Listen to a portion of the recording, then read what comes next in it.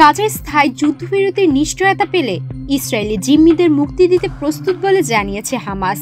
সোমবার গোষ্ঠীটির জ্যেষ্ঠ নেতা তাহের আল নুনু জানান, যুদ্ধের সমাপ্তি, গাজা থেকে ইসরায়েলি সেনা প্রত্যাহার এবং মানবিক সহায়তা প্রবেশের নিশ্চয়তা মিললে তারা সব বন্দী মুক্তি দেবে।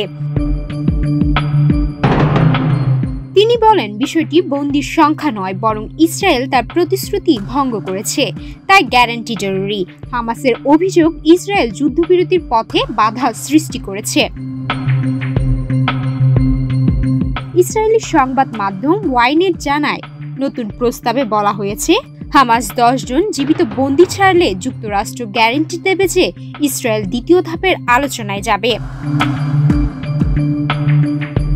যুদ্ধবিরতির প্রথম ধাপ শুরু হয়েছিল 19 জানুয়ারি।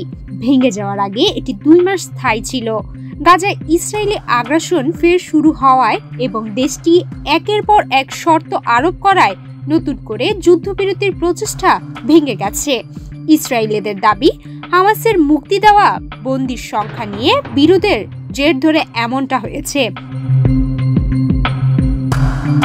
এদিকে তাহের জোর দিয়ে বলেছেন, হামাস অস্ত্র ত্যাগ করবে না, তবে এটি যুদ্ধ শেষ করার জন্য ইসরায়েলের দেওয়া একটি প্রধান শর্ত। তিনি বলেন, হামাসের কাছে অস্ত্র ত্যাগের বিষয়টি আলোচনার মুদ্রা নয়। 2023 সালের 7 অক্টোবর হামাসের হামলার পর গাজায় অভিযান শুরু করে ইসরায়েল। ওই হামলায় 1218 জন নিহত হয় এবং হামাস 251 জনকে জিম্মি করে।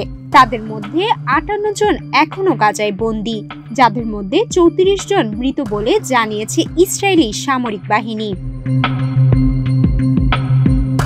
গাজার স্বাস্থ্য মন্ত্রণালয় জানায়, 18 মার্চ যুদ্ধবিরতি ভাঙার পর থেকে অন্তত 1574 জন নিহত হয়েছে। মোট মৃতের সংখ্যা দাঁড়িয়েছে 50,944 জনে। সুমায়া মিতু, বাংলাদেশ প্রতিদিন।